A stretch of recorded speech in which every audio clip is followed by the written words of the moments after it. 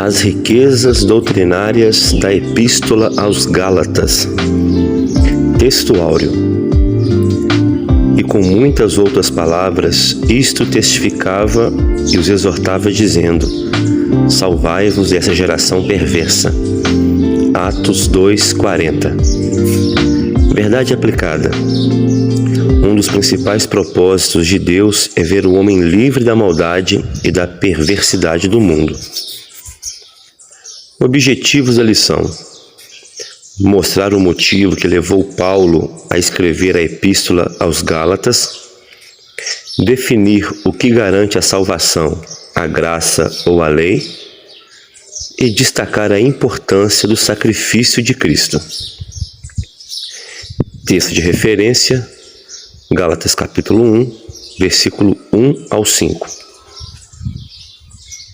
Paulo, apóstolo, não da parte dos homens, nem por homem algum, mas por Jesus Cristo e por Deus Pai, que o ressuscitou dentre os mortos. E todos os irmãos que estão comigo, as igrejas da Galácia.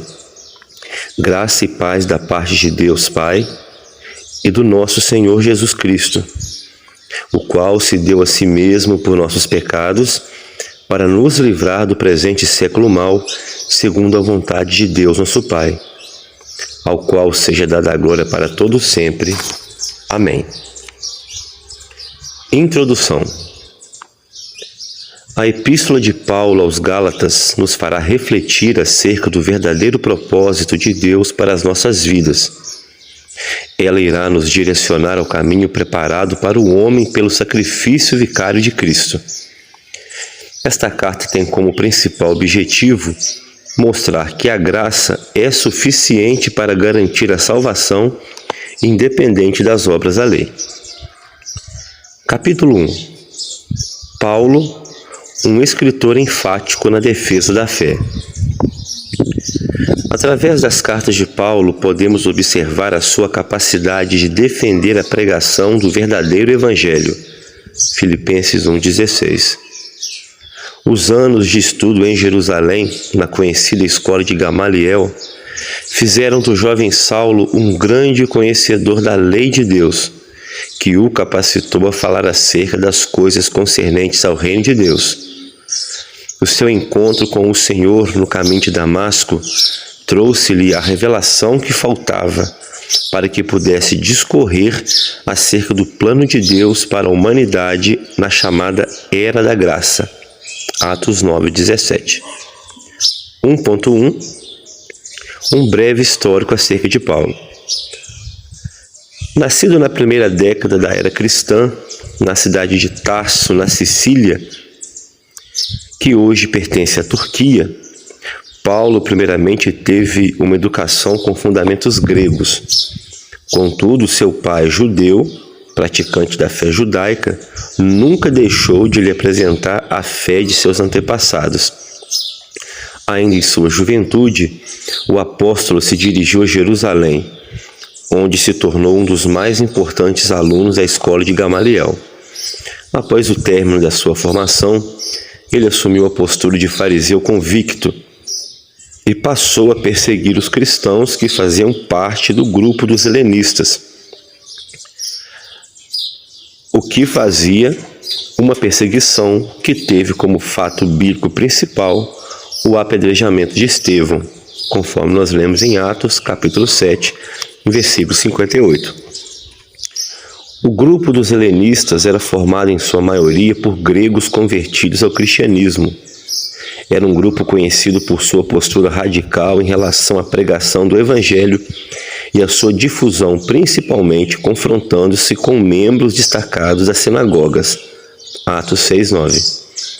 A perseguição a Estevão se deu por causa da grande liderança que ele exercia sobre este grupo. 1.2. A Galácia era uma região propensa ao paganismo. Por ser uma região de suma importância para o Império Romano, a Galácia começou a crescer em meados do século III a.C., quando recebeu este nome devido ao grande número de imigrantes oriundos da Gália, Europa Oriental, localizada na Ásia Menor. A Galácia era formada por grandes cidades, tais como Antioquia, Icônio, Listra e Derbe, entre outras. A ênfase de Paulo em manter vivo o Evangelho de Cristo entre os novos crentes da Galácia se dava também pelo fato deles serem, na sua maioria, descendentes de celtas, povo com uma grande tradição em religiões pagãs. A Gália era uma província romana habitada pelos celtas na Europa Ocidental, que compreende hoje os territórios da França, partes da Bélgica, da Alemanha e também o norte da Itália. O povo celta tinha como sacerdotes os druidas, que praticavam uma religião politeísta, ou seja, eles adoravam vários deuses, dentre os quais se destacava a deusa Brígida, que era adorada numa festa típica que marcava o início do plantio das sementes. 1.3 Paulo, um missionário atento. Ao perceber o intento dos chamados judaizantes, que ensinava a ser necessária ainda a manutenção de alguns ritos veterotestamentários para a aquisição da salvação, Paulo, em sua terceira viagem missionária pela região da Macedônia, firmou-se no propósito, através de carta, de apresentar aos Gálatas que a salvação é pela graça mediante a fé, julgando por terra a pregação feita pelos judeus, que afirmavam ser necessário para a salvação que os gentios fizessem parte do pacto da circuncisão, caso contrário, só os judeus seriam salvos. Paulo enfrentou ainda problemas de aceitação entre os judaizantes da Galácia, pois estes colocavam em posição inferior a Pedro, que teria participado do ministério terreno de Jesus, e a Tiago, que era irmão do Senhor. Porém, isso não descredenciava nem tampouco abalava, pois o apóstolo tinha plena certeza do seu chamado. Gálatas, capítulo 1, versículo 15 ao 16. Capítulo 2. A salvação é garantida pela liberdade da graça. Nesta epístola, Paulo faz uso de um estilo direto, pois sente a necessidade de apresentar um Cristo pleno, completo em seu propósito de salvar a humanidade. Em seus ensinamentos, o apóstolo aconselha os servos de Deus a permanecerem firmes na fé e na liberdade que lhes foi oferecida pela graça, pois tal liberdade era garantia da salvação para todos. O Deus dos judeus já havia se declarado o Deus de todas as nações, desde que estas não estivessem voltadas apenas para o ato externo da circuncisão, e sim para a circuncisão do coração. Jeremias 9, versículo 23 ao 26. 2.1 A eficácia do amor de Cristo. Os mestres judeus invadiram as igrejas da Galácia com uma doutrina que apregoava que só seriam salvos aqueles que seguissem alguns ditames da lei. Estes ensinamentos perniciosos levaram Paulo a perceber a necessidade de um maior esclarecimento acerca da circuncisão. Em sua carta aos Gálatas, ele se apresenta como o pregador dos incircuncisos. Em outras referências, ainda mostra a eficácia do amor de Cristo. Em Gálatas 5,6 está escrito: porque em Jesus Cristo nem a circuncisão, nem a incircuncisão tem valor algum, mas sim a fé que opera pelo amor. 2.2 A graça é superior à lei. Gálatas foi escrita numa atmosfera de intensa contradição entre o Evangelho da Graça e a luta dos que insistiam em mostrar a lei como necessária para se entrar no reino de Deus. Esta epístola apresenta Cristo como sendo o agente da salvação por meio da graça, ficando assim cancelada a lei no que diz respeito à salvação. Podemos dizer que, em sua apreciação, o autor nos leva a entender que era necessário definir os pontos contraditórios, pois o propósito de Deus era que o cristianismo não se tornasse uma seita como tantas outras já existentes na época, e sim viesse a ser uma crença universal através da qual as nações o reconhecessem como Senhor. A circuncisão era o principal ponto de contradição levantado pelos líderes judeus da época. Porém, é importante relatar que a mesma era um pacto que foi firmado entre Deus e a descendência direta em Abraão, em Gênesis 17, versículo 10 ao 14. Pois a visão divina vai além do exterior e olha a todos como um. É como dizia o teólogo Agostinho: Deus, ao olhar para uma multidão, não a vê, mas você. Ele cuida de um assim como faz a todos. Cuida de todos como se cuida de um. A circuncisão era um ato externo, porém a graça opera no homem um ato interno, quando circuncida o coração, ou seja, o homem passa a ter parte da natureza divina. Romanos 2, 28 e 29. 2.3. A carta aos Gálatas auxilia na propagação do Evangelho. Como era habitual, a Epístola aos Gálatas deve ter sido lida por outras igrejas de outras regiões e cidades, pois embora o movimento em favor do retorno aos costumes judeus fosse mais intenso na Galácia, o mesmo estava acontecendo com menos intensidade. Em outros locais, contudo, não podemos desprezar o provável efeito de que esta carta teve sobre a igreja em seus primórdios, pois o próprio Paulo se apresenta como um exemplo de transformação que o Evangelho é capaz de produzir na vida do mais convicto dos praticantes da fé judaica.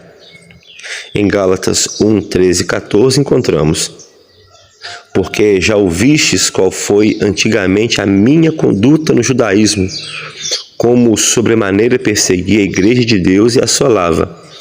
E na minha nação excedi em judaísmo a muitos da minha idade, sendo extremamente zeloso das tradições de meus pais. Capítulo 3. A importância do verdadeiro sacrifício. Paulo defende a crucificação de Jesus como sendo o meio que Deus usou para perdoar de maneira definitiva a todos os pecados.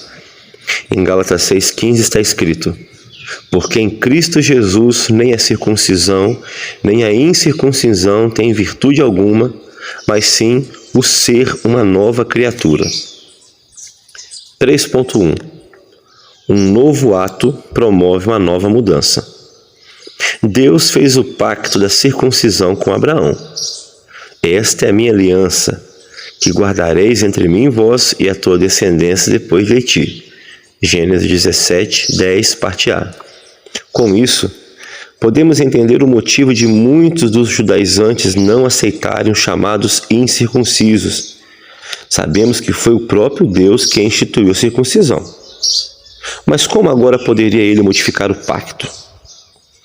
Coube a Paulo mostrar aos da Galácia que, na verdade, o pacto não mudou, mas sim evoluiu de um ato superficial para um ato mais profundo, que exigiu uma nova postura em todos os aspectos. 2 Coríntios 5,17. O sacrifício expiatório de Jesus produziu para a humanidade algo que a circuncisão não pôde produzir. Em sua essência, a circuncisão era vista como uma marca que diferenciava os homens do chamado povo de Deus dos que não pertenciam a esse povo. Já o pacto em Cristo atinge aos homens de todos os povos, colocando-lhes uma marca no coração. Romanos 2,29. 3.2. A verdadeira finalidade da lei. Para Paulo, provavelmente, o mais difícil foi mostrar aos judeus daquela região que ele não tinha o interesse de desautorizar a lei, mas sim explicar que esta não era o meio pelo qual o homem encontraria sua salvação. A lei estava relacionada ao comportamento geral. Regras não são para serem seguidas e não contestadas. Logo, o apóstolo apresenta a verdadeira obra da lei que, antes do sacrifício, teve como seu objetivo principal conduzir o homem a Cristo. Gálatas 3:24. Desta forma, podemos entender a atitude de Paulo de não só mostrar a graça redentora, mas também definir a finalidade da lei. É importante lembrar que a lei deveria ser valorizada como um aio, ou seja, um preceptor, o mesmo que um mestre, o qual tinha como principal função conduzir o homem a Cristo, e não a função salvadora, pois essa função foi transferida pelo Pai para o Filho, que passou a ser o único caminho que leva ao Pai Celestial. João 14,16. 3.3. O novo plano do Criador apresentado em Gálatas. Deus havia planejado para o homem um novo meio para que este pudesse se relacionar com ele após a sua queda. No Antigo Testamento, as leis de Moisés foram apresentadas como um elo de ligação da criatura com o Criador. As leis só poderiam ser substituídas por um decreto divino. E sabemos que todas as coisas contribuem juntamente para o bem daqueles que amam a Deus, daqueles que são chamados segundo o seu decreto. Romanos 8:28. E foi exatamente isso o que se deu com o sacrifício de Cristo. Ele apresentou um novo e perfeito pacto que não depende mais das obras da lei para a salvação. Romanos 8:30. Capítulo 4. A Epístola aos Gálatas na igreja de hoje.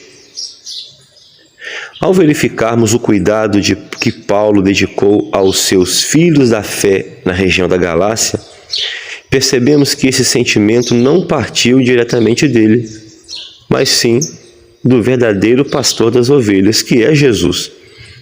A inspiração recebida através do Espírito Santo mostrou para Paulo o propósito de alcançar a todo aquele que fosse recebido no aprisco do Senhor. João 10:16. 4.1. A ênfase das obras da lei não produz a salvação. É fácil nos depararmos ainda hoje com determinados grupos religiosos que enfatizam as obras da lei como forma de se alcançar comunhão com Deus. A estes, nós apresentamos um trecho especial desta carta, Gálatas 3, 2 e 3, que diz assim: Só quisera saber isto de vós: recebestes o Espírito pelas obras da lei ou pela pregação da fé? Sois vós tão insensatos que, tendo começado pelo Espírito, acabeis agora pela carne? A apresentação feita pelo apóstolo visa definir a verdadeira postura que deve ser tomada por aqueles que alcançaram a salvação pela graça através da fé, pois a operação de maravilhas pelo Espírito nos é dada não pelas obras da lei, mas sim pela pregação da fé. 4.2. Todos nós somos descendência de Abraão. Uma das atitudes tomadas por Paulo foi mostrar que a descendência de Abraão se estenderia por meio da fé e que a promessa foi imputada a ele por justiça e estava garantida a todas as nações, e isto certamente abrangeria as chamadas igrejas dos séculos vindouros e também os que destas fossem membros e seriam chamados filhos de Abraão. Ou seja, isto nos inclui diretamente no grupo que é chamado povo de Deus, nos dando acesso às bênçãos a ele prometidas. Gálatas 3:9. 4.3. Os que permanecem na lei recebem maldição. A afirmativa acerca das bênçãos adquiridas como filhos de Abraão pela fé nos leva à conclusão de que aqueles que permanecem nas obras da lei estão debaixo de maldição. Gálatas 3:10. A lei não tem poder para justificar nem livrar o homem da maldade e da perversidade do mundo, já que a tônica principal apresentada por Paulo acerca da salvação é: o justo viverá da fé. Gálatas 3:11. O objetivo de Paulo é apresentar a fé e a lei como meios de levar o homem à salvação. Em seu discurso, ele nos mostra que, se não fosse a graça, seria impossível o homem ser salvo, já que ninguém, exceto Cristo, pôde cumprir plenamente a lei, devido ao compromisso que ela exigia no tocante aos rituais e ao seu elevado padrão moral. A lei devia ser cumprida à risca, e permanentemente. Mas a morte de Cristo eliminou a necessidade dos sacrifícios, já que ele se fez o próprio sacrifício. De outra maneira, necessário lhe fora padecer muitas vezes desde a fundação do mundo. Mas agora, na consumação dos séculos, uma vez se manifestou para aniquilar o pecado pelo sacrifício de si mesmo. Hebreus 9:26. Conclusão. Observamos que os judaizantes tinham o interesse de manterem vivas as suas tradições e que isso constituía um pecado grave perante o Senhor, pois a prova do amor inescrutável de Deus em dar o seu único Filho pela humanidade deveria ser o suficiente para que eles entendessem o seu novo propósito. Amém.